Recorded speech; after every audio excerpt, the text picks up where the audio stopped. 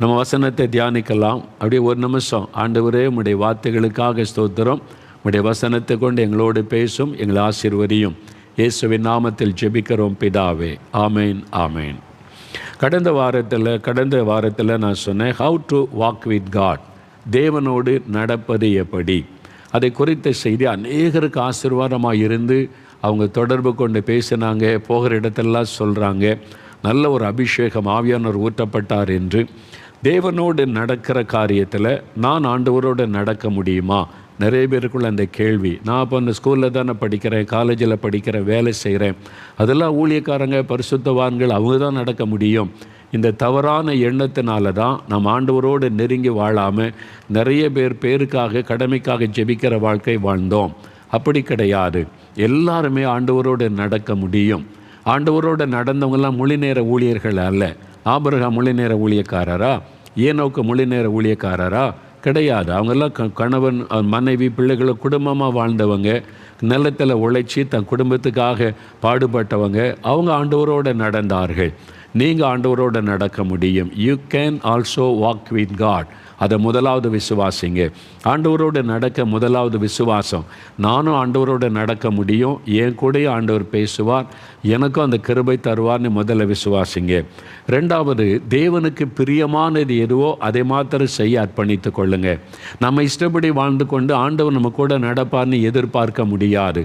2 பேர் பூமியிலே ஒருமனப்பட்டால் ஒழிய சேர்ந்து நடப்பார்களோ என்று ஆமோஸ் 3:3 வாசிக்கிறோம். அப்போ ஆண்டவரை நாமும் ஒருமுகப்படணும். ஆண்டவரோடு நாம் இணையணும், இயேசுவோடு.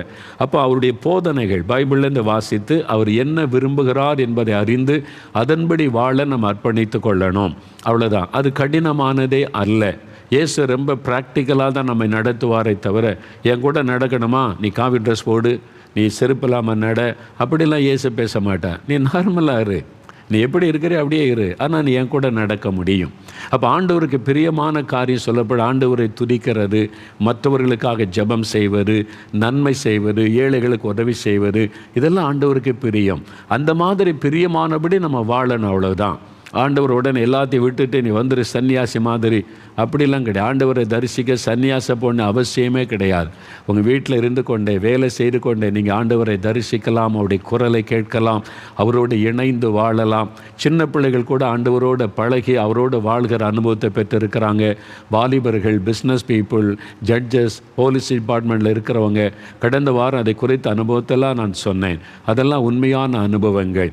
அப்போ நீங்களும் இயேசுவோடு நடக்க முடியும், அவருடைய குரலை கேட்க முடியும், அவரோடு இணைந்து வாழ முடியும், அவருக்கு பிரியமானதை செய்யணும். 3வது, பரிசுத்த ஆவியினால் நிறைந்திருக்கணும். ஆவியானவர் தான் ஆண்டவரோட இயேசுவோடு நம்மை நடக்க உதவி செய்கிறவர். அதனால் கட்டாய அபிஷேகத்தை பெறணும், பரிசுத்த ஆவியினாலே நிரப்பப்படணும், ஆவியினாலே நிறைந்து ஆவியினாலே நடத்தப்படணும்.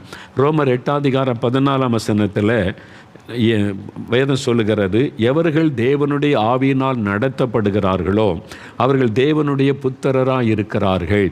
பாருங்கள், பிள்ளைகள் வேறு, புத்திரர் வேறு. குழந்தைகள் சின்ன குழந்தையாக இருக்கும்போது தகப்பன் கைப்பிடிச்சு நடத்துவான், இல்லை தாயார் சுமந்து கொண்டு போவாங்க, அப்புறம் கைப்பிடித்து நடக்க, அது குழந்தை. ஆனால் வளர்ந்து தோளுக்கு வந்துட்டான், மகன்னா தோழன்னு சொல்லுவாங்க, பெரிய ஆள் ஆகிட்டான், படித்து முடிச்சுட்டான்னா குழந்தை மாதிரி நடத்த மாட்டாங்க. அப்புறம் தான் பொறுப்பு கொடுப்பார். தகப்பனார் பிஸ்னஸுக்கு கூட்டிகிட்டு போவார், தான் கூட வந்து இதெல்லாம் பாருன்னுவார், பேங்கு காரியத்தை கவனிக்க சொல்லுவார், பொறுப்புகள் கொடுப்பார். அப்போ தகப்பனிடத்துலேருந்து நிறையா தகப்பன் மகனும் பேசுவாங்க. அப்போ அது ரொம்ப டிஃப்ரெண்ட்டாக இருக்கும். அதே மாதிரி தான் புத்திரன் என்று சொன்னால் வளர்ந்து முதிர்ச்சி அடைந்தவன். அப்போது ஆவியானவரால் வழி நடத்தப்படுகிற அந்த முதிர்ந்த அனுபவத்துக்குள்ளே வரணும். நம்ம இன்னும் குழந்தைகளாகவே இருக்கக்கூடாது. ஆண்டவரோடு பேசுகிற, நடக்கிற, அவரோடு உறவாடுகிற அனுபவத்துக்குள்ளே நம்ம வரணும். அன்றைக்கு பைபிளில் சொல்லப்பட்ட அனுபவங்கள் தான் இவைகள். அதெல்லாம் நம்ம வேத புஸ்தகத்தில் பார்க்குறோம்.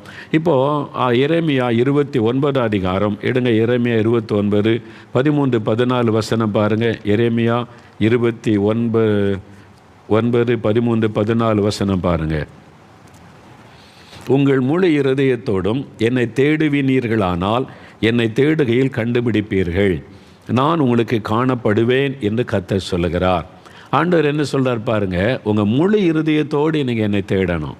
நீங்கள் முழு இருதயத்தோடு என்னை தேடினால், என்னை தேடுகையில் என்னை கண்டுபிடிப்பீர்கள், நான் உங்களுக்கு வெளிப்படுவேன். I will reveal myself to you. நான் என்னை உங்களுக்கு வெளிப்படுத்துவேன் அப்படின்னு ஆண்டவர் சொல்கிறார். அப்போ முழு இருதயத்தோடு தேடினா நீங்கள் ஆண்டவரை சந்திக்க முடியும், அவருடைய குரலை கேட்க முடியும், அவருடைய வழி நடத்துதலோடு வாழ முடியும். எல்லாரும் அது யாரோ ஒருவருக்குன்னு நினைக்காது. அதுதான் நம்முடைய தவறே.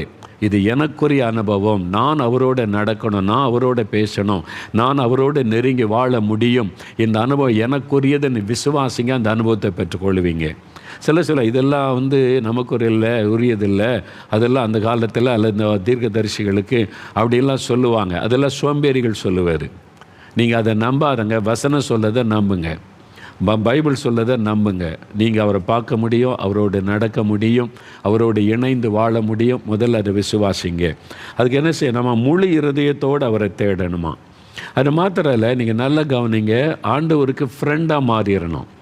நீங்கள் அவருடைய பிள்ளையாயிட்டீங்க, ரட்சிக்கப்படும் போது அவருடைய பிள்ளைகள். அதுக்கப்புறம் என்ன ஆயிருன்னா அவருடைய ஃப்ரெண்டாக நீங்கள் மாறிடணும். இதுதான் ரொம்ப முக்கியமான ஒரு அனுபவம். அதுதான் இன்றைக்கி உங்களுக்கு சில நம்முடைய நேரத்தில் சொல்ல விரும்புகிறேன். அப்போது நீங்கள் ஆபிரகாமை குறித்து யாக்கோபு 2:23 யாக்கோபு 2:23 ஆபிரகாம் தேவனுடைய சிநேகிதன் எனப்பட்டான். ஆண்டவர் ஆபிரகாமை என் சிநேகிதன் அப்படின்னு சொல்கிறார். ஏசாயா 41:10 நீங்கள் வாசித்து பாருங்கள். ஆபிரகாம் என் சிநேகிதன், என் சிநேகிதனாகி ஆபிரகாம் என்று ஆண்டவர் சொல்கிறார். அப்போது ஆண்டவருடைய சிநேகிதனாய் அவர் மாறிவிட்டார். அதே மாதிரி யாத்திராகமம் 33:11 வாசித்து பாருங்கள். ஒருவன் தன் சிநேகிதனோடு பேசுவதைப் போல கர்த்தர் மோசையோட முகமுகமாய் பேசினார். அப்போது மோசே தேவனுடைய சிநேகிதன் ஆயிட்டார், ஃப்ரெண்ட் ஆஃப் காட், தேவனுடைய ஃப்ரெண்டாக மாறிட்டார். அந்த அனுபவம். இப்போது இயேசு கிறிஸ்து என்ன சொல்கிறார் பாருங்கள். யோவான் 15 எடுங்க, வேறு புஸ்தகத்தில் யோவான் 15 எடுங்க. யோவான் 15 14-15 பாருங்கள். இயேசு முதல்ல அவங்களை சீஷர்களாக தெரிந்து கொள்கிறார். சீஷர்கள், அப்போஸ்தலர்கள் அப்படின்னு பேர் வைக்கிறார். இங்கே என்ன சொல்கிறார் பாருங்கள். நான் உங்களுக்கு கற்பிக்கிற யாவையும் நீங்கள் செய்வீர்களானால் என் சிநேகிதராயிருப்பீர்கள். You will be my friend, you are my friends. நீங்கள் என்னுடைய சிநேகிதராக இருப்பீங்க. எது எப்பொழுது நான் கற்பிக்கிறதை நீங்கள் கை கொள்ளும்போது, அதை செய்யும்போது, நீங்கள் இப்படி தான் வாழணும் அப்படின்னு நான் சொன்னபடி நீங்கள் வாழ ஆரம்பித்தா என்னுடைய ஃப்ரெண்டாக இருப்பீங்க அப்படின்னு இயேசு சொல்கிறார். அடுத்த வசனம், இனி நான் உங்களை ஊழியக்காரர் என்று சொல்லுகிறது இல்லை. ஊழியக்காரன் தன் எஜமான் செய்கிறதை அறிய மாட்டான். நான் உங்களை சிநேகிதர் என்றேன், ஏனெனில் என் பிதாவினிடத்தில் நான் கேள்விப்பட்ட எல்லாவற்றையும் உங்களுக்கு அறிவித்தேன். ஆண்டவர் சொல்கிறாரு, இனி நான் உங்களை சீஷர் என்று சொல்ல மாட்டேன், நான் இனிமேல் உங்களை ஃப்ரெண்டுன்னு சொல்லுவேன். ஏன்னா என் மனதில் இருக்கிற எல்லாத்தையும், நான் அறிந்த எல்லாத்தையும் உங்களுக்கு சொல்லுகிறேன். ஃப்ரெண்டு என்று சொன்னால் என்ன, 2 பேர் ஃப்ரெண்டாக இருக்கான்னு என்ன அர்த்தம் தெரியுமா? 2 பேரும் ரொம்ப க்ளோஸாக இருந்தால் ஒருத்தருக்கு ஒருத்தர் மறைக்காமல் எல்லாமே அவங்களுக்கு தெரியும். உதாரணத்துக்கு ஒரு வீட்டில் ஒரு பையனுக்கு ஏதோ ஒரு பிரச்சனைனா, இவன் தான் அவன் ஃப்ரெண்டு, அவன்கிட்ட கேட்டால் தெரியும். பேரண்ட்ஸுக்கே தெரியாதது யாருக்கு தெரியும்? ஃப்ரெண்டுக்கு தான் தெரியும். என் மகளுக்கு ஒரு ஃப்ரெண்டு இருக்கிறா, சிநேகிதா, அவட்ட தான் ரொம்ப நேரம் பேசுவா, அவகிட்ட கேட்டால் இவ்வளோ பற்றி தெரியும். அப்போ தாய்க்கு தெரியாதது, தகப்பனுக்கு தெரியாதது ஃப்ரெண்டுக்கு தெரியும். இதுதான் ஃப்ரெண்ட்ஷிப். அதான் பைபிளில் சொல்லப்படுகிறார். இயேசுவே அதான் சொல்கிறார் பாருங்கள். இப்போது தாய் தகப்பன் கூட பிள்ளைகிட்ட சொன்னால் தாங்க மாட்டாங்கன்னு சொல்ல மாட்டாங்க, மறைச்சிருவாங்க. ஒரு எஜமான் வேலைக்காரர்கிட்ட எல்லாத்தையும் சொல்ல மாட்டேன், வேலையை மட்டும் வாங்கிட்டு சும்மா இருப்பான். ஆனால் ஃப்ரெண்டுன்னா அப்படி இல்லை. அதுதான் இயேசுவே சொல்கிறார், எல்லாத்தையும் நான் மறைக்காமல் உங்களுக்கு சொல்லி கொடுக்குறேன், என்னென்னா நீங்கள் என்னுடைய சிநேகிதர். அப்போ ஆண்டவருடைய ஃப்ரெண்டாக மாறிட்டா, ஆபிரகாம் மோசே மாதிரி ஆண்டவருடைய ஃப்ரெண்டாக மாறிட்டா, நம்ம ஆண்டவரோட எல்லாத்தையும் மனந்திறந்து பேசலாம், அவர் மனந்திறந்து நம்மோடு பேசுவார். நமக்கும் ஆண்டவருக்குள்ள உறவு ஃப்ரெண்ட்ஷிப். அப்போ இந்த பிள்ளைகளாக இருந்து ஃப்ரெண்ட்ஷிப்புக்கு நீங்கள் மாறிடணும், அந்த அனுபவத்துக்குள்ளே நீங்கள் வரணும். பிள்ளைகள்னால் என்ன செய்யும் தெரியுமா? ஒன்லி கேட்க, எனக்கு அப்பா இது வாங்கிட்டு வாங்க, அம்மா எனக்கு இது வாங்கி கொடுங்க, அது வாங்கி தேவைக்கு மட்டும் தேடும் பிள்ளைகள். ஃப்ரெண்ட்ஷிப் அப்படி கிடையாது. யோசித்து பாருங்களேன். ஃப்ரெண்டு சந்திச்சோன்னே எனக்கு இது வாங்கி கொடு, அது வாங்கி கொடு கேட்பானா? இல்லை. எப்படி இருக்க, நல்லா இருக்கியா? 2 பேரும் ஒன்றா போவாங்க, ஒன்றா சாப்பிடுவாங்க, ஒன்றா பேசுவாங்க, ஷேர் பண்ணி கொள்ளுவாங்க. அதான் ஃப்ரெண்ட்ஷிப். அதுதான் ஆண்டவர் சொல்கிறார், நான் உங்களுக்கு ஃப்ரெண்டாக இருக்க விரும்புகிறேன். நீங்கள் ஆண்டவருடைய ஃப்ரெண்டாக மாறிடணும். அதுக்கு என்ன செய்யணும் தெரியுமா? முதலாவது காரியம், நீங்கள் ஃப்ரெண்ட்ஷிப் வைக்கணுமானா உங்கள் டைமை கொடுக்கணும். 2 பேர் ரொம்ப திக்கு ஃப்ரெண்டாக இருக்கான்னு என்ன அர்த்தம் தெரியுமா? டெய்லி 2 பேர் சந்திப்பாங்க, மனம் விட்டு டெய்லி பேசிக்கொள்வாங்க. அவங்க தான் ஃப்ரெண்ட்ஸுன்னு அர்த்தம். என்றைக்கு ஒரு நாள் சந்திக்கிறது பார்க்குறது அவங்க இல்லை. ரொம்ப க்ளோஸ் ஃப்ரெண்ட்ஷிப் யார் தெரியுமா? டெய்லி சந்திப்பாங்க, டெய்லி பேசிக்கொள்வாங்க. என்ன இன்றைக்கி உன் ஃப்ரெண்டு வரலையா அப்படின்னு பெற்றோரை கேட்பாங்க. உன் ஃப்ரெண்டு வரலையா? 2 நாளை காணும், நேற்றுக்கு வரல. ஒரு நாள் மிஸ் ஆனால் கூட அது ஒரு பாதிப்பை உண்டாகும். ஏன் என் ஃப்ரெண்டு என்னை பார்க்க வரல? ஏன் என் ஃப்ரெண்டு சந்திக்கலை? ஏன் எனக்கு ஃபோன் பண்ணலை? அன்றைக்கி யோசித்து பாருங்கள். ஃப்ரெண்ட்ஷிப்பு தான் பாதிப்பை உண்டாக்கும். ஒரு நாள் பேசலைன்னா கூட பாதிப்பை உண்டாக்கும். ஃப்ரெண்ட்ஷிப் என்பது அப்படி. அப்போ இயேசு நம்மை பார்த்து நம்மளை சிநேகிதர் என்கிறார். நீங்கள் எனக்கு சிநேகிதனாக இருப்பியா? நீ எனக்கு மகள் தான், எனக்கு மகன் தான், அடுத்த நான் எனக்கு ஃப்ரெண்டாக இருப்பியா நீ? அப்போ என் மனசில் உள்ளதெல்லாம் நான் உனக்கு சொல்லுவேன், நீ அதுக்காக ஜெபிக்கணும். உன் மனசில் உள்ளதெல்லாம் என்கிட்ட சொல்லலாம், நம்ம ஷேர் பண்ணிக்கொள்ளலாம். ரொம்ப அற்புதமானவர். நீங்கள் ஃப்ரெண்ட்ஷிப்பாக ஆண்டவரிடத்தில் ஃப்ரெண்ட்ஷிப் வைக்க பழகுங்க. அப்போ நீங்கள் நெருக்கமாக அவரோடு நடக்க முடியும். இப்போ உதாரணத்துக்கு பாருங்களேன், இப்போ சென்னை சிட்டி லெவலில் பாருங்கள், ஃப்ரெண்ட்ஷிப் வைக்க என்ன பண்ணுவாங்க தெரியும்? கிராமத்தில் கூட, இப்போ எங்கள் ஊர் கிராமத்தில் கூட பார்த்தீங்கன்னா காலையில் வாக்கிங் போவாங்க 5 மணிக்கெல்லாம். எங்கள் ஊரில் வந்துட்டு 4 மாடியிலே வாக்கிங்லாம் போகிறாங்க, நிறையா நான் பார்த்துருக்குறேன். மெட்ராஸில் பாருங்கள் கடற்கரையில் வாக்கிங் போவாங்க. அப்போ நீங்கள் நல்லா யோசித்து பாருங்கள், இவங்க ஒரு ஏரியாவில் இருப்பாங்க, அவங்க ஒரு ஏரியாவில் இருப்பாங்க. டெய்லி காலையில் வாக்கிங் போகும்போது 2 பேரும் மீட் பண்ணி சேர்ந்து நடப்பாங்க. பார்த்துருக்கீங்களா? நீங்கள் போய் கேட்டு பாருங்கள். அவங்க ஒருத்தர் கோடம்பாக்கமாக இருக்கும், இன்னொருத்தர் மீனம்பாக்கமாக இருக்கும், இங்கே ஒன்று சேருவாங்க. காலையில் அந்த ஃப்ரெண்டுக்காவது வந்துடுவாங்க. நீ கொஞ்சம் டயர்டாக இருக்கனோட, இல்லை என் ஃப்ரெண்டு என்னை தேடுவான், காலையில் நான் போயிடணும் அப்படின்னு போயிடுவாங்க வாக்கிங். 2 பேரும் சேர்ந்து நடப்பாங்க. பார்த்து வாக் வித் ஃப்ரெண்ட். 2 பேரும் சேர்ந்து 1 மணி நேரம் நடந்துட்டு அப்படியே உட்காந்து அப்படியே மனதார பேசிட்டு 2 பேரும் சேர்ந்து ஏதோ டீயோ அங்கே ஏதோ கிடைக்கிற குடிச்சிட்டு அப்படி போவாங்க. மறுபடியும் நாளைக்கு சந்திக்கலான்னு சொல்லி. பார்த்துருக்கீங்களா? ஈவினிங்கில் வாக்கிங் போவாங்க சிலர். சிலர் காலையில் முடிய ஈவினிங்கில் பார்க்கில் வாக்கிங் போகும்போது சந்திப்பாங்க. ஈவினிங் இத்தனை மணிக்கு 5 மணிக்கு நான் வந்துடுறேன். ஈவினிங் வாக்கிங் போவாங்க. ஃப்ரெண்ட்ஸை சந்திக்கிறது ஒன்று காலை அதிகாலை அல்லது மாலை. அதில் தான் மற்ற இடைப்பட்ட நேரத்தில் அவங்கவுங்களுக்குன்னு வேலை இருக்கும், அதில் பிஸியாக இருப்பாங்க. ஆனால் காலையிலேயே மாலையிலேனா பெரும்பாலும் வாக்கிங் போவாங்க, ஃப்ரெண்ட்ஸை சேர்ந்து போவாங்க. நீங்கள் நல்லா யோசித்து பாருங்கள், நிதானித்து பாருங்கள், நிறைய பேர் அப்படி செய்வாங்க. ஏன்னா ஒரு நாள் வாக்கிங்கில் ஃப்ரெண்டு வரலன்னா கூட உடனே ஃபோன் அடிப்பாங்க, ஏன் வரல, என்ன ஆச்சுது தேடுவாங்க, என்ன என் ஃப்ரெண்டை பார்க்கல அப்படின்னு. அதுதான் ஃப்ரெண்ட்ஷிப். அதே மாதிரி தான் ஆண்டவரும். அப்போ ஆண்டவருக்கு நீங்கள் டைம் கொடுக்கணும். நீங்கள் யார் அதிக டைம் கொடுப்பீங்களோ அவங்க தான் ஆண்டவரோட நடக்க முடியும், அவருடைய குரலை கேட்க முடியும், அவரோட பேச முடியும், அவர் அவங்களோட நெருங்கி இருக்க முடியும். அப்போ டெய்லி பாருங்கள், காலையில் 1 மணி நேரம் சேர்ந்து நடக்கிறாங்க. சில ஃப்ரெண்ட்ஸு காலையிலையும் சந்திப்பாங்க, மாலையிலையும் சந்திப்பாங்க. பார்த்துருக்கீங்களா? காலையில் வாக்கியம் போவாங்க, மாலையில் சும்மா போயிட்டு வருவோம் அப்படின்னு, கடத்தூருக்கு போகலான்னு ஜாலியாக போவாங்க. இங்கே ஃப்ரெண்ட்ஸோடு கொஞ்சம் போயிட்டு வரோமா அப்படின்ட்டு போவாங்க. பாருங்கள், அது மாதிரி ஃப்ரெண்ட்ஷிப் எப்போவும் அவங்க டெய்லி சந்திக்கிறாரு. அப்போ டெய்லி இயேசுவை சந்திக்கிறது, அவரோடு பேசுகிறது, அவரோட டைம் ஸ்பெண்ட் பண்ணுறது, அவங்க தான் ஆண்டவரோடு நெருக்கமாக நடக்க முடியும். அதுக்கு நல்ல டைம் என்னன்னு சொன்னால், ஒன்று அதிகாலை நேரம், இன்னொன்று சாயங்கால நேரம்.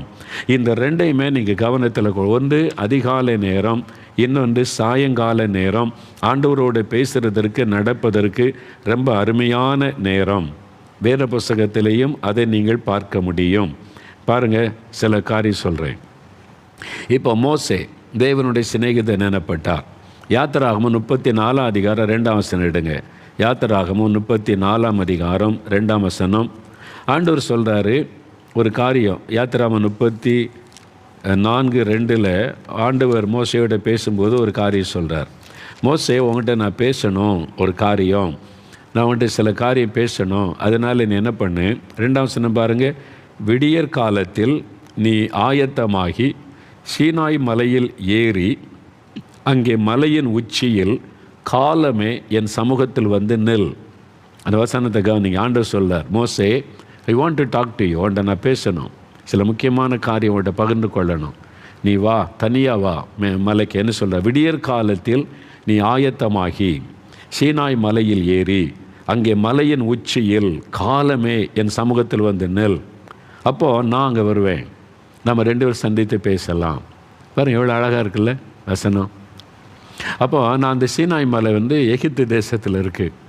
நான் அதை எப்படியாவது அந்த இடம் போய் பார்க்கணும். சீனாய் மலையில் மோசைகிட்ட ஆண்டவர் இறங்கி பேசின இடம் அப்படின்னு விரும்பி அங்கே போனபோது சீனாய் மலை அடிவாரத்தில் போய் தங்கியிருந்தோம். ஒரு டூர் நாங்கள் கூட்டமாக போயிருந்த போது மலை உச்சிக்கு போகணுமே, மோசே ஆண்டவரை சந்தித்த இடம் பார்க்கணும்.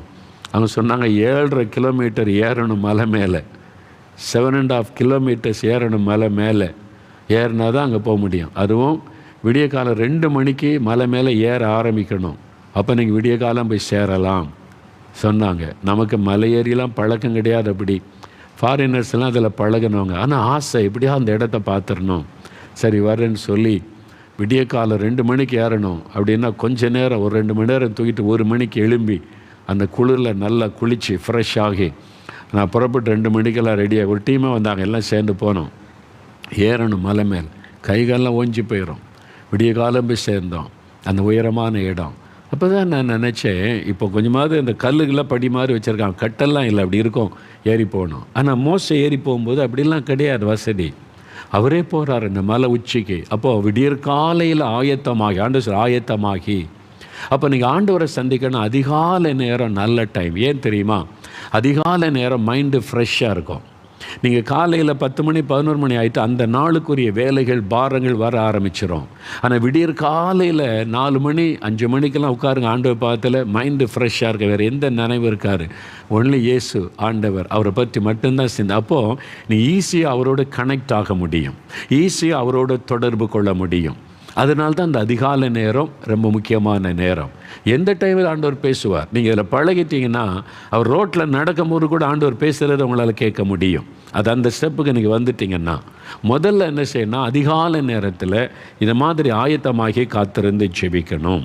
இப்போ இயேசுவை பாருங்கள். மார்க் 1:35 சொல்லுகிறாரு, இயேசு அதிகாலையில் இருட்டோடு எழுந்து வனாந்தரத்தில் போய் ஜெபம் பண்ணினார். சரிங்களா? இயேசு அதிகாலையில் எழும்பி பிதாக்கிட்ட போய் பேசணும். அப்போ விடியற் காலை உலகமே விழித்து கொள்ள முன்னால் எந்த டிஸ்டர்பன்ஸ் இல்லாமல் தெளிவாக ஆண்டவரோடு பேசணும் அதிகாலை நேரம். அப்போ இயேசு அப்படி ஜெபம் பண்ணார். 2வது சாயங்கால நேரம். சாயங்காலம் கூட பாருங்க மற்றதெல்லாம் ஓஞ்சி அப்படியே ஒரு அமைதி உண்டாகும். மாலை நேரத்தில் பார்த்துறீங்களா, டவுனுக்குள்ளே நான் சொல்லலை, கொஞ்சம் வெளியே வந்துடணும். பார்க்கு அல்லது கடற்கரை ஓரம், அது மாதிரி மலைப்பகுதிகள், அது மாதிரி இயற்கை சூழ்நிலை போனீங்கன்னா மாலையில் ஒரு அமைதி வந்துடும், ப்ளசண்ட்டாக இருக்கும். பார்த்தீங்களா? அப்போ காலையில் எல்லாம் நம்ம வேலை செய்ய ஆரம்பித்து சாயங்காலம் வர ஆரம்பித்தோடனே கிளைமேட் சேஞ்ச் ஆகும், ஒரு கூல் கிளைமேட் வரும். அப்போ மனசில் ஒரு நல்ல ஒரு மாற்றம் உண்டாகும். அது தேவனை சந்திக்க நல்ல ஒரு நேரம். ஆதியாகமம் 24 63 பாருங்கள். ஈசாக்கு சாயங்கால வேளையில் தியானம் பண்ணுவதற்கு போயிருந்தான். ஆதியாகமம் 24 63 பாருங்கள், ரொம்ப அழகாக அந்த வசனம் சொல்லப்பட்டிருக்கிறது. ஈசாக்கு என்கிற வாலிபன் பாருங்கள், ஈசாக்கு சாயங்கால வேளையிலே தியானம் பண்ண வெளியிலே போயிருந்தான். தியானம் பண்ண யாரை? கர்த்தரை தியானம் பண்ணி அவரோட பேச வனாந்தரத்துக்கு. இங்கே கூடாரங்க ஆட்கள் எல்லாம் பிஸியாக இருக்கிறாங்க. அவர் தனியாக போய் ஆண்டவரை சந்திக்கிறார். அதுதான் முக்கியம். நீங்கள் ஆண்டவரோடு நெருங்கி வாழணும், அவரோடு நடக்கணும், அவருடைய குரலை கேட்கணுமானா ஆண்டவரோடு தனித்திருக்கிற ஒரு நேரத்தை நீங்கள் தெரிந்து கொண்டு ஒப்பு கொடுக்கணும். அதிகாலை நேரம், சாயங்கால நேரம். இயேசு பாருங்களேன், மத்தேயு 14:23 சாயங்காலமான போது இயேசு ஜெபம் பண்ணுவதற்கு ஒரு மலையின் மீது ஏறி தனிமையாக இருந்தார். தன் சீஷர்லாம் அனுப்பிடுற, எல்லாம் போங்க, கோவே, எல்லோரும் சீக்கிரம் போங்க, ஏன்னா I want to be alone with my heavenly father, நான் என் தகப்பனோடு பேசணும் அப்படின்னு சொல்லி தனிமையாக இருந்தார். அப்போ அந்த அதிகாலை நேரம், சாயங்கால நேரம் நல்ல இனிமையான ப்ளசண்டான நேரம். நீங்கள் தேவனோடு தனித்திருந்து நீங்கள் பேசலாம். அப்போ அப்படி ஜெபிக்கும் போது பாருங்கள், ஒரு ப்ரேயர் டைரி வைத்து கொள்வது நல்லது. எப்போவுமே உங்களுடைய ஜெப குறிப்புகள் மாத்திரல்ல, நீங்கள் ஜெப நேரத்தில் ஆண்டவர் உங்களோடு பேசுவார். அவர் உங்களோடு இடைப்படும் போது சில காரியத்தை உங்களோடு ஷேர் பண்ணுவார். அதை எழுதி வைத்து குறித்து வைத்து நீங்கள் ஜெபிக்க ஏதுவாக இருக்கும். சில வெளிப்பாடுகளை கூட கர்த்தர் தருவார். அதெல்லாம் சின்சியராக எழுதி வைத்து நீங்கள் ஜெபிச்சிங்கன்னா தேவன் அதை பார்த்து உங்களோட தொடர்ந்து தொடர்பு கொள்ளுவார். நீங்கள் ஆண்டவருடைய சமூகத்தில் அவருடைய வார்த்தைகளை அசட்டப் பண்ணினா திரும்ப அவர் பேச மாட்டார். நீங்கள் அவருடைய வார்த்தைக்கு மரியாதை கொடுத்து அவர் பேசுவதற்கு கனம் கொடுத்தாதான் தொடர்ந்து பேசுவார். அவர் இன்றைக்கு ஜெபிக்க சொல்கிறாரு, நீங்கள் ஜெபிக்காமல் இருந்தீங்கன்னா கர்த்தர் திரும்ப பேச மாட்டார். ஒரு காரியத்துக்கு ஜெபிக்க ஆண்டவர் உங்களோட பேசினா நீங்கள் பாரத்தோடு ஜெபிச்சாதான் திரும்ப அடுத்த முறை உங்களோட பேசுவார். நீங்கள் அவருடைய வார்த்தைக்கு அவ்வளோ கனம் கொடுக்கணும். அவர் நம்முடைய சிநேகிதன், நமக்கு நல்ல ஃப்ரெண்டு, தகப்பன். அதே சமயத்தில் அவர் தேவன். அந்த உணர்வோடு நம்ம எப்பவும் நடந்து கொள்ளணும். அப்போ அவர் பேசுகிறத நீங்கள் குறித்து கொள்ளணும். நீங்கள் ஆண்டவருடைய சமூகத்தில் போகும்போது சில சமயம் ஆண்டவருடைய பிரசன்னத்தை உணர முடியாத தடை காணப்படுதே. அப்போ நம்ம ஜெபிச்சு பார்க்குறேன், ஆண்டவரே பிரசன்னத்தை உணர முடியலை, அந்த மாதிரி சூழ்நிலை வரும். அப்போது என்ன செய்கிறது? இப்போ உங்கள் ஃப்ரெண்டுக்கும் உங்களுக்கும் ஒரு காரியத்தில் வாக்குவாதம் வந்துட்டு ஒத்து போகலைன்னு வைங்களேன், கோவப்பட்டு போய்ட்டு அடுத்த நாள் வரமாட்டான், ஃப்ரெண்டு பேச மாட்டான். அவங்களுக்கே தெரிஞ்சிடும் அவன் கோவப்பட்டுட்டான், நான் அவன்கிட்ட கோவப்பட்டுட்டேன், அவன்கிட்ட தப்பாக பேசிட்டேன், அவன் கோவத்தில் போயிட்டான், அதனால் பேச மாட்டேங்கிறான் அப்படின்னு சொன்னால் என்ன பண்ணுவீங்க? தேடி போய் தெரியாமல் பேசிட்டேடா, மன்னிச்சுக்கடா, பேசுகிறீங்கல்ல. அதான் ஆண்டவர்கிட்ட உங்களை தாழ்த்தி மன்னிப்பு கேட்பார். எங்கோ நம்ம அவர் தவறு செய்கிறவர் அல்ல, அவர் தேவன் பரிசுத்தம், அவர் தவறு செய்கிறவர் அல்ல, நம்ம தான் தப்பு பண்ணியிருப்போம். அதனால் ஆண்டவர்கிட்ட போய், லார்ட் என்னை மன்னிச்சிருங்க, நான் உங்களை துக்கப்படுத்திட்டேன், நான் உங்களை சங்கடப்படுத்திட்டேன், ஏதோ என்னுடைய கீழ்ப்படியாமை அல்லது மீறுதல், எங்கோ அவருடைய நாமம் ஒரு தூஷணம் வர மாதிரி நடந்து கொண்டுட்டேன், என்னை மன்னிச்சிருங்க ஆண்டவரே. நீங்கள் மன்னிப்பு கேட்டுட்டா உடனே அவர் நம்மை அணைத்து கொள்ளுவார்.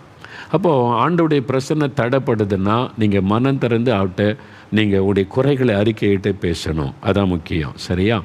அடுத்தது நீங்கள் ஆண்டவரோடு நடக்கணும், ரொம்ப நெருக்கமாக வாழணுமானா ஆண்டவரிடத்தில் மனம் திறந்து பேச பழகணும். Open your heart. எதையும் மறைச்சிக்கிட்டு மனுஷர்கிட்ட பேசுகிற மாதிரி பேசக்கூடாது. அவருக்கு எல்லாம் தெரியும், ஆனால் தெரியாத மாதிரி கேட்பார் உட்காந்து. அப்படியா சொல்லு அப்படின்னுவார். அவருக்கு எல்லாமே தெரியும், நம்முடைய நினைவுகளை கூட தூரத்திலிருந்து அறிகிற தேவன்.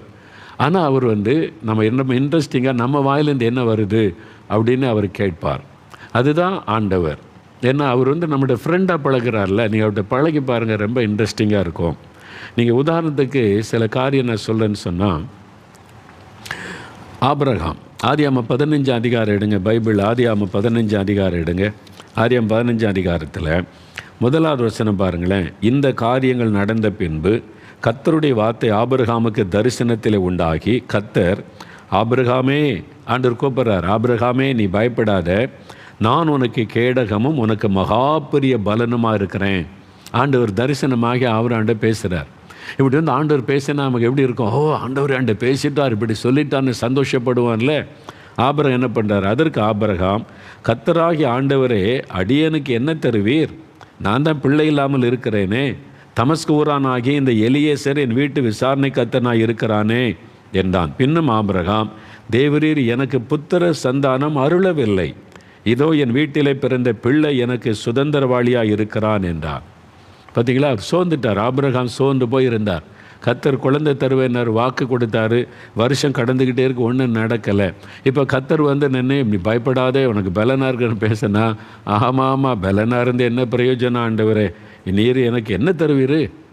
பலனாக இருக்கிறேன் ஆசீர்வதிப்பு, என்ன தருவீர்? என்ன தந்துட்டீங்க நீங்கள்? குழந்தை தருவேன், நீங்கள் தரல. பாருங்கள், வேலைக்காரன் தான் என் வீட்டுக்கு எஜமானாக இருக்கிறான். மனம் திறந்து அப்படியே பேசுகிறார். பார்த்தீங்களா? தேவனுக்கு அது ரொம்ப பிடிக்கும். ஆபிரகாம் சோர்ந்து இருந்ததை ஆண்டவர் கண்டுபிடிச்சிட்டார். சோர்பாக இருக்கிற ஆபிரகாம். உடனே பாருங்கள், ஆண்டவர் கோபப்படலை. என்ன ஆபிரகாம், நான் உன்ட்ட ஒன்று பேசுனா நீ வேறு மாதிரி பேசிக்கிட்டு இருக்கிற, என்ன பதில் சொல்கிற நீ? நான் உனக்கு பலனாக இருக்கேன், கேடகமாக இருக்கேன்னு உன்ட்ட சந்தோஷமாக பேசுனா நீ என்ன குறை சொல்கிற மாதிரி பேசுகிற, குழந்தை இல்லைன்ற, உனக்கு தரலைன்ற, வேலைக்காரன்ற, சம்மந்தெல்லாம் பேசுகிற அப்படின்னு ஆண்டவர் சொன்னாரா? ஏன்னா அவர் ஃப்ரெண்டு. அவர் தெரிஞ்சுட்டு ஆபிரகாம் சோர்ந்து போய், அவனு மனிதன் தானே, நம்ம மனிதர்கள், சோர்ந்து போகிறத அறிந்த உடனே ஆபிரகாம் ஆண்டவர் சொல்கிறாரு, ஆபிரகாமே வெளியே வா, கூட்டாரத்திட்டு கொஞ்சம் வெளியே வா, கம் அவுட், வெளியே வா. நீங்கள் பின்ன வாசித்து பாருங்கள், இன்ட்ரெஸ்டிங்காக இருக்கும். வெளியே வான்னு கூப்பிட்றார். படுத்திருந்த ஆபிரகாம் எழும்பி கூடாரத்துக்கு வெளியே வானத்தை அண்ணாந்து பாருன்றார். பார்த்தா நட்சத்திரங்க, எண்ணு, கவுண்ட் த ஸ்டார்ஸ் என்றார். என்றார் 1 2 3 4 5 10 எண்ண முடியலாண்டவர், எண்ண முடியாமல் இருக்குது. அந்த மாதிரி உன் சந்ததியை நான் பெருக பண்ணுவேன், நான் வாக்கு கொடுத்தல்ல நிறைவேற்றுவேன், ஏன் சோர்ந்து போயிருக்க அப்படின்ற மாதிரி ஆண்டவர் பேசுகிறார். உடனே ஆபிரகாம் கர்த்தரை விசுவாசித்தான். 6ஆம் வசனம். அவன் விசுவாசத்தில் கொஞ்சம் தளர்ந்த சமயத்தில் ஆண்டவர் தட்டி எழுப்பி அவனை உற்சாகப்படுத்துகிறார். அதான் ஃப்ரெண்டு. நீங்கள் சோர்ந்து இருந்தீங்கன்னா ஃப்ரெண்டு வரும், ஏன்டா ஒரு மாதிரி இருக்க, நீங்கள் சோர்வாக இருக்கிற, ஒன்றும் இல்லைடா, இல்லைடா அங்கே அப்பா திட்டினாங்களா, அம்மா திட்டினாங்களா, வீட்டில் என்னடா நடந்துச்சு, ஒன்றும் இல்லை, ஒன்றும் இல்லாமல் நீ இப்படி இருக்க மாட்டேடா, ஏன் அப்படி இருக்கிற? ஃப்ரெண்டுக்கிட்ட கேட்பீங்க, ஏன்டி இப்படி இருக்கிற, நீ இப்படி இருக்க மாட்டியே, நல்லா சந்தோஷமாக இருப்பியே, அவங்க அம்மா திட்டினாங்களா? இல்லை, அதை கேட்டு சரிப்படுத்தி உன் ஃப்ரெண்டை சந்தோஷப்படுத்த வரைக்கும் உங்களால் சும்மா இருக்க முடியாது. அதான் ஃப்ரெண்ட்ஷிப். அதே மாதிரி தான் நம்ம சோர்ந்திருந்தால் ஆண்டவரன் தட்டி எழுப்பி, ஏன் வருமா இருக்க, நான் இருக்கல அவனுக்கு, நீ பயப்படாத. எத்தனையோ முறை ஆண்டவர் என்னை உற்சாகப்படுத்தினால்தான் தான் நான் ஊழியக்காக நான் நிற்கிறேன், இல்லாட்டா நான் இல்லை. இன்றைக்கி அற்புதமான ஒரு ஆண்டவர் உங்கள் வாழ்க்கையில் அவர் அப்படி நிறைய பேருக்கு ஆண்டவர் அப்படி செய்திருக்கிறார். உங்கள் அனுபவத்தை யோசித்து பாருங்கள். எத்தனை முறை அவர் தேடி வந்து, சில நாள் ஏன்னா 2 நாள் பைபிள் வாசிக்காமல் ஜெபிக்காமல் இருந்திருக்கிறேன். நான் ஜெபம் பண்ண மாட்டேன், பைபிள் வாசிக்க மாட்டேன், போங்க ஆண்டவரேன்னு 2 நாள் இருந்திருக்கிறேன். பைபிள் வாசிக்காமல் ஜெபிக்காமல் ஆண்டவர்கிட்ட சண்டை போட்டு 3ஆவது நாள் அவர் வந்து தட்டி எழுப்புவார். ஏன் ஒரு மாதிரி இருக்க, எழும்பு, நான் இருக்கிறதில்ல, எதுக்கு சோர்ந்து போகிறேன், கமாப். ஆண்டவர் தைரியப்படுத்தின உடனே அப்புறம் அழுதுகிட்டு போய் நிற்பேன். ஆண்டவரே உங்கள் மேலே, எங்கள் மேலே எவ்வளவு அன்பு, என் மேலே உங்களுடைய கிருபைக்காக நான் மறுபடியும் மணிக்கணக்காக ஜெபிக்கிறது. ஆண்டவரோடு வாழ்வது ரொம்ப இனிமையான அனுபவம். நீங்கள் ஃபேமிலி பொறுப்பு, நிறைய பேர் தப்பான என்ன குடும்பத்தில் இவ்வளோ பொறுப்பு, அந்த பொறுப்பு, அதனால் ஆண்டவரோடு நடக்க முடியாது தப்பாக நினைக்காதங்க. நீங்கள் ஆண்டவரோடு நடந்து கொண்டே எல்லாமே செய்யலாம். பிள்ளைகளோட, கணவரோட, மனைவியோட, ஃபேமிலியோட சந்தோஷமாக வாழலாம். ஆண்டவருக்கு டைம் தான் கொடுக்கணும். அதிகாலை நேரத்தை கொடுங்க. எல்லோரும் எழும்புறதுக்கு முன்னால் அதிகாலை நேரத்தை ஆண்டவர் கொடுங்க. எல்லோரும் வாரத்தில் ஒரு நாளாவது எல்லோரும் சீக்கிரம் படுக்க வச்சுட்டு தேவனோட 2 மணி நேரம் ஸ்பெண்ட் பண்ணுங்கள்.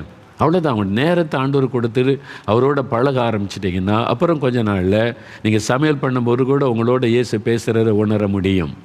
நீங்கள் ஆஃபீஸில் ஒர்க் பண்ணும்போது கூட பக்கத்துலேருந்து அவர் பேசுவதை உணர முடியும்.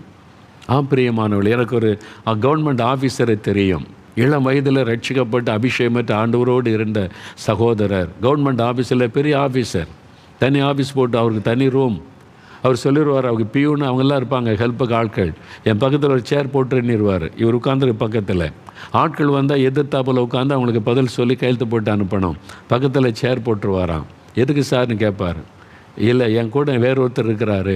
என்ன சார் சொல்கிறீங்க, யாருமே இல்லைன்னு கேட்டால், உன் கண்ணுக்கு தெரியாது, ஏசு என் ஃப்ரெண்டு இங்கே வந்திருக்கிறாரு, என் கூட இருக்கிறாரு அப்படின்னு சொல்லிட்டு வேலை பார்க்கும்போது ஜெபம் பண்ணிட்டு ஆண்டவர்கிட்ட பேசிக்கிட்டே இருப்பாராம்.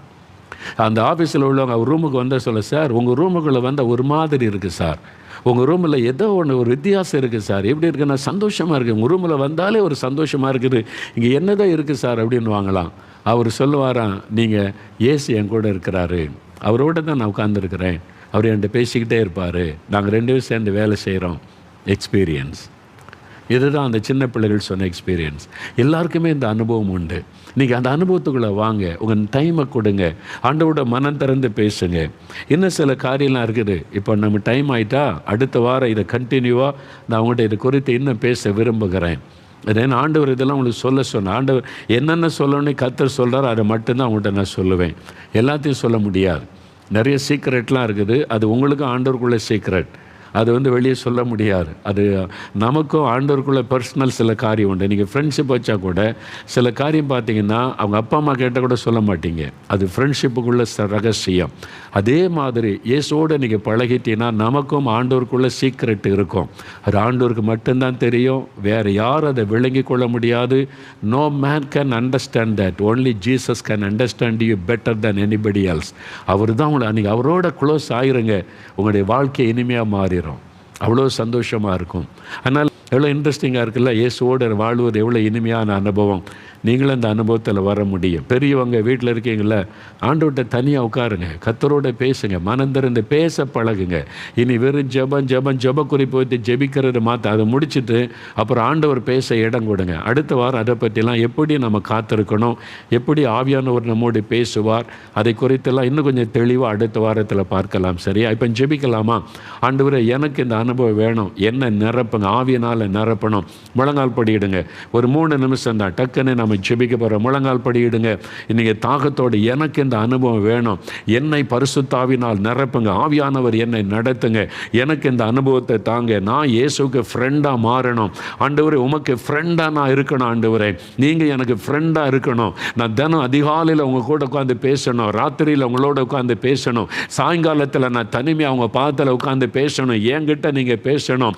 எனக்கு அந்த அனுபவத்தை கொடுங்க. கேளுங்க கேளுங்க, அப்படியே ஜெபம் பண்ணுங்க. குட்டி பிள்ளைகள் ஜெபம் பண்ணுங்க, வாலிபர்கள் ஜெபிங்க. வாலிப மகளே ஜெபம் பண்ணு மகளே, ஆண்டவரோட பேசு மகளே. ஆண்டவரே என்கிட்ட பேசுங்க, எனக்கு அந்த அனுபவத்தை தாங்கன்னு கேளுங்க கேளுங்க. வயதான தாய் தகப்பன்மார் வீட்டில் சும்மா உட்கார்ந்துருக்காருங்க, ஆண்டவரோட பேசுங்க, ஆண்டவரோட பழகுங்க. இயேசுவோட பேசி பழகி நெருக்கமாய் வாழுகிற அனுபவம் ஆபிரகாமை போல மாறுங்க, ஈசாக்கை போல மாறுங்க. இந்த அனுபவம் எனக்குரியது. நானும் ஆண்டவரோட பேசணும், என்கிட்ட ஆண்டவர் பேசணும், அவர் எனக்கு நல்ல ஃப்ரெண்டாக இருக்கணும் அப்படின்னு கேளுங்க. வாலிப தம்பி கேளுங்க, ஐயா ஜெபம் பண்ணுங்க ஜெபம் பண்ணுங்க. நீங்கள் ஆஃபீஸில் வேலை பார்த்தாலும், ஐடியில் வேலை பார்த்தாலும், பிஸ்னஸ் பண்ணாலும் ஆண்டவர் உங்களுக்கு ஃப்ரெண்டாக மாற்றிக்கொள்ளுங்க. ஆண்டவருக்கு சிநேகிதனாக மாறிடுங்க, அவருக்கு சிநேகிதியாக மாறிடுங்க. ஜெபம் பண்ணுங்க ஜெபம் பண்ணுங்க. ஆண்டவரே இந்த அனுபவத்தை எனக்கு தாங்க ஆண்டவரே. I want to walk with you oh God. I want to hear your voice oh Lord. I want to see your glory. I want to see your face. ஆண்டவர்கிட்ட சொல்லுங்க, உம்முடைய மகிமையை நான் பார்க்கணும் ஆண்டவரே, உம்முடைய முகத்தை தரிசிக்கணும், உம்முடைய குரலை கேட்கணும், நீங்க தான் என்னை வழி நடத்தணும். தினந்தோறும் என்கிட்ட நீங்க பேசணும் ஆண்டவரே, என்னோடு கூட நீங்க பேசணும், நான் உங்களோட நெருக்கமா வாழணும். அதுக்கு தடையா இருக்கிறதெல்லாம் விலகட்டும் இயேசுவின் நாமத்தில். தடையா இருக்கிறதெல்லாம் இனிமே எனக்கு வேண்டாம். நான் இயேசுவோடு இருக்கணும், அவரோட பழகணும், பேசணும், நெருக்கமா வாழணும். அந்த அனுபவத்தை தாங்க தாங்க ஆண்டவரே எனக்கு கொடுங்க. யார் யார் ஜெபிக்கிறாங்களோ பரிசுத்த ஆவியானவர் அவளை நிரப்பட்டும். இந்த சிறு பிள்ளைகளை நிரப்புங்க, வாலிபர்களை நிரப்புங்க, இந்த வாலிப மகளை நிரப்புங்க. இந்த தாய் தகப்பனை ஆவியானவர் நிரப்பி ஆட்கொள்ளுங்க. உம்மோடு நடக்கிற அனுபவத்தை கொடுங்க, உம்முடைய குரலை கேட்கிற அனுபவத்தை கொடுங்க. உம்முடைய சிநேகிதனாய் மாறிவிட கர்த்தர் உதவி செய்யுங்க. இப்போ இப்போ நிரப்புங்க, ஆட்கொள்ளுங்க ஆண்டவரை. ஒவ்வொருவரையும் நிரப்பி ஆட்கொள்ளுங்க.